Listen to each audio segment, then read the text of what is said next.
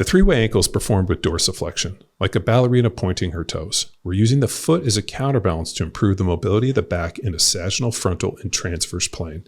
This helps restore mobility and stability in the hips, the back, and the shoulders, which is essential for gait and force transfer. Now let me coach you through the movement. The first one is going to be in our sagittal plane. I want you to start by pointing your foot out in front of you in that dorsiflex ballerina position. You're going to put your hands over your head, and I want you to lean back, focusing on that mobility of not only the shoulders, the thoracic, and the low back. You're only going to be able to go as far as you can use that front foot to counterbalance. Now we're going to transition into the frontal plane, which is a side to side.